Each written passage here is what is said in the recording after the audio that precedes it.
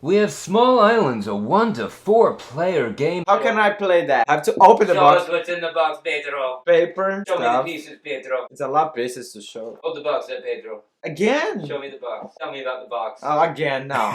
Ahoy and welcome. Today, I will be the captain on this journey as well as, of course, the captain of your heart. I have with me my first in command, Daniel. Let's get right into it and we are going to see what is inside this box and then we will get straight to a review of how does it play at 2-player and solo. Number 1, open that box.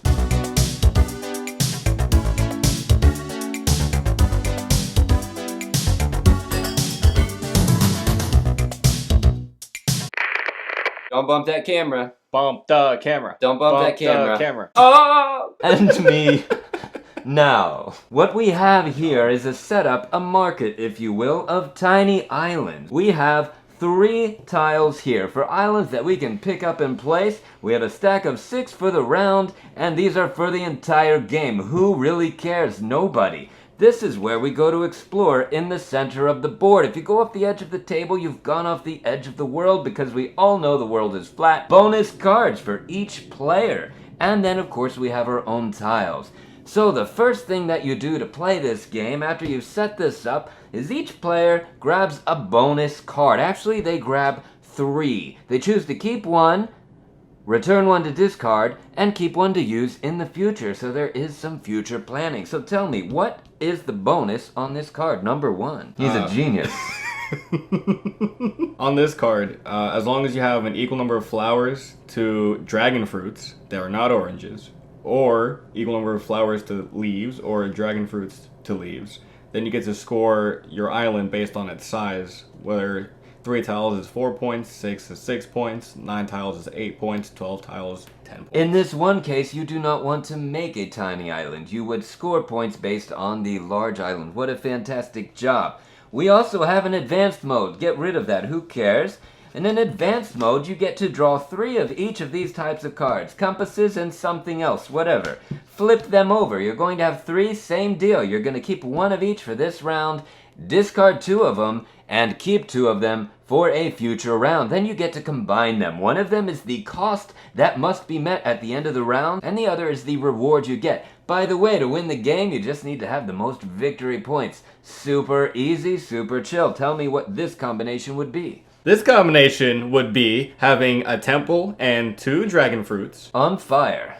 Is what you need on your island, and then you get to score 1 point for every anchor, plus an extra 2 points just in general. Thank you, number 1. Fantastic job. So how on earth do you play through a round? The game takes place over 4 rounds. A round immediately ends when you take the ship action. So on your turn, you get to do one of 2 things. You get to draw a tile, add it to your hand. Congratulations, now you have 3. How fancy. You get to place one of those tiles according to placement rules. It needs to make sense, so you get to add it to any connecting tile as long as it actually makes sense. Fantastic. That's the end of your turn. Or, if all of these tiles over here are... That does not make sense. Our first in command has made a slight error, if you will. At the end of it, you replenish and you take away a tile. Once you get down to this lovely exploration something, whatever it's called, and there are no tiles left, you can choose to place a ship tile if you want to. Or you can just keep drawing tiles. And if you need to, you can draw from here as well at this point. But here's the catch. As soon as you place a ship tile, either your own of your own color, you cannot place someone else's because that is rude and we have manners. Or you can place gray, doesn't really matter. It has to make sense, which means it can only touch water. As soon as someone places a ship, the round ends immediately. That's right, nothing else happens, and you go to the reward phase. Number 1, can you tell me about the reward phase? The reward phase is based on your cards that you picked up earlier, or you chose earlier, and you get to score based on where you put your little teeny tiny homes on the islands, making sure that you meet the requirements and then get scored the appropriate points, as well as if you have a ship, you get scored for the anchors around it, right? Absolutely. Every anchor touching it, you get a point. There you go. I remembered a rule that I didn't think I remembered. Fantastic. Fantastic. On fire, number 1. On fire. I love it. Goes to the end of the round. After that, you begin your new round. Make sure you each have your 2 tiles. And we're good to go. Play all the way to the end. Last player to place the 4th ship ends the game. Player with the most points wins. I am now going to be going solo to teach you how to play the solo game as well as final thoughts about it. Get out of here, number 1. Welcome back, crew. The solo game plays exactly the same, where you start out the round with the bonus of your choice. Start with the easy, boring ones, or start with the advanced and create your own. Save one for the future. Put some in the discard. Don't worry, they get shuffled right back in. Exactly the same setup. Your opponent, the AI, Alexis, the designer, gets his own huts. He gets 8 of them, just like you, and yes, he will place them. To start out, you choose a challenge card. You can tell how difficult it is by the number of stars. Number 1, super easy, super boring. Number 6, I'm gonna get annihilated. I'm gonna go with number 1 because I'm just not feeling too bright today. This tells me how to make the AI deck or the Alexis deck. You have 2 types of AI cards. You've got the green square, which represents something, and then you've got the ship, which I assume represents a ship. So, I'm going to get 9 of the green squares. We're going to call them island tiles. 1, 2, 3, 4, 5, 6, count with me, 7, 8, and 9. That's all of them. Lovely. Now we get 3 ship tiles. 1 and 2 and kaboom. 3. Fantastic. Shuffle them all together in this lovely little pile. And now we're ready to start playing our solo game. You always go first. Do the same thing. Draw a tile. Here we go. Boom. Add it here. And then choose to place one of them. I'm going to place a tile wherever, however. Then we're going to flip one over, put it in the middle, and it is now the turn of Alexis. We're going to flip over the top card, and just like any good AI deck, we're just going to do what it says. In this case, Captain Alexi, what are we doing? Well, if this was empty and it were possible, he would place a ship tile. He would grab any one of the gray ship tiles. If your ship is the last one left, he will flip it over, make it gray, and you are out of ships, my friend. No more captain for you. Since that's not the case, we go to B, which is grab a tile. It tells us which one to grab. 1, 2, 3. We're going to take this one and we're going to place it. We're going to place it according to some placement rules. It's going to be as close to the last tile I placed as possible. What did I place? I think I placed this one. So, our first option is to place it to the left. If it's legal, it totally isn't. Not a problem. We go to number 2. Place it on top. Is it legal? Absolutely. Something Alexis will never, ever do, and you should have more space than this. Just take it as an example. Calm down. It's going to be all right. Whenever Alexis places a tile, he will never connect one of his islands that has a cottage with one of these tiles. In other words, he's not going to knock himself out of points, as you can only place a hut on an island that does not already have one of your huts. Same rules for 2 players. He does not have to place directly next to your tile, just in the same direction. So if it was to the right, 1, 2, 3, I could place it over here. Doesn't really matter how far it goes, just follow the order. And we're gonna follow this cycle until we get to the end of the round and either I or Alexis places a ship. Once the ship has been placed, we go to the reward phase. Reward phase works exactly the same for you, my dear crew. Worry not. For Alexis, all you have to do is very simple. Flip over the top card of his ship deck. If this ever runs out, just reshuffle it. Calm down. It's gonna be okay. Captain's gotcha. Flip it over and look at the rewards there.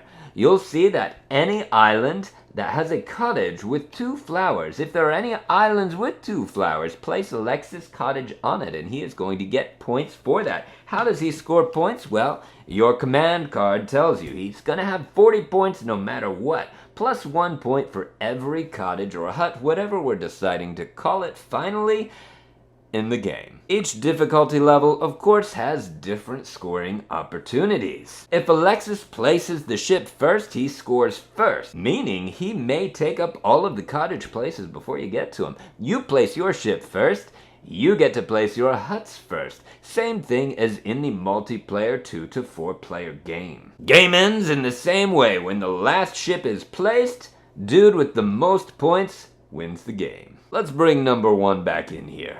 I'm going to tell you what I like about this game because I'm the captain of this particular voyage. What I liked about this game is you have some friendly competition, but it's not really cutthroat. I got annihilated during our first voyage, absolutely obliterated, which leads to my negative. There is the possibility of a runaway win if both players don't understand the strategy. He could have kept going and going and going because what I had done is I had placed all of my cottages, which reminds me, we didn't talk about the cottages, did we? Well, I mean, I kind of mentioned it briefly. He did, and I tuned out because I often don't listen to my number 1 because I'm the captain, and that's okay. What can happen is you can place all of your cottages early like I did in the first game, and unfortunately, what that means is I had nothing to place at the end, and he could play. He could have doubled, he could have tripled my points. So, beware, possibility of a runaway win. However, You're limited. it is a punishment. I'm still talking number You're 1. limited by the amount now I'm of listening. little houses you have. You can't run away forever. You only have so many options. If you decide to hold on and wait, you can, but also you only have, 7 options? 3, 6, 7? 8. Just know your strategy and that it is possible if you don't pay attention. However, it is a punishment for poor planning. So in a way, as terrible as it is, it's somewhat fair. However, I did win the second game, so I very much enjoy this game, and we are going to be flashing some lovely losers punishment videos. Daniel decided, actually no, I decided that the loser gets to do a lovely 90s seniors photo shoot. Well, so let's it was take a random look. choice, wasn't it?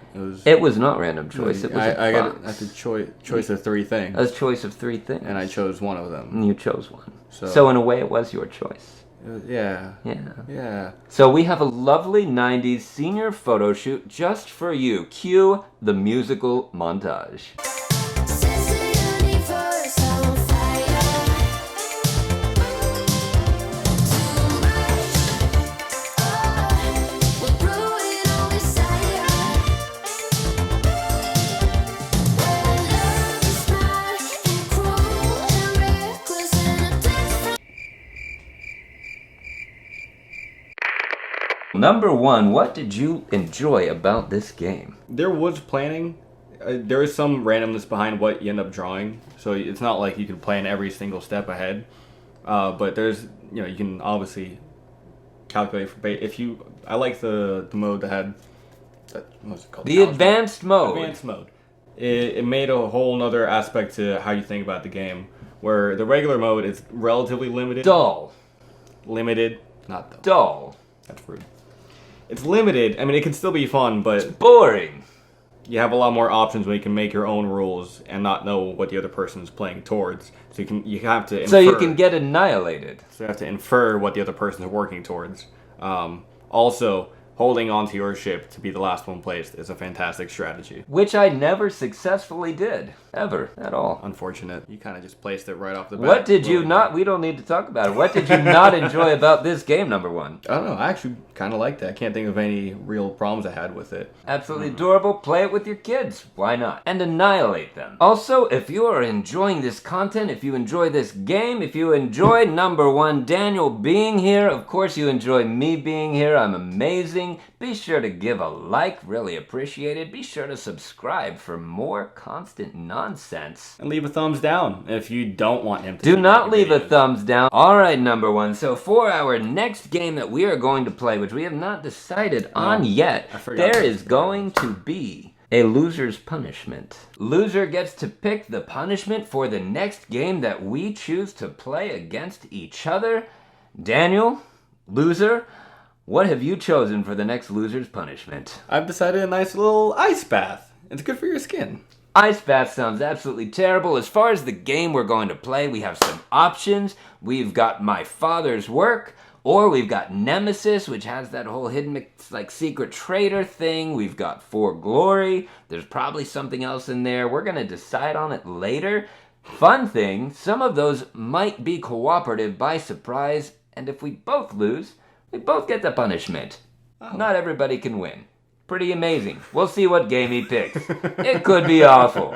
Thank you so much for watching. I love you all. He's lying. I'm not lying. I never lie unless I'm talking to number one. I love you all, and we'll see you next time. He's a filthy liar. Hit the dislike button.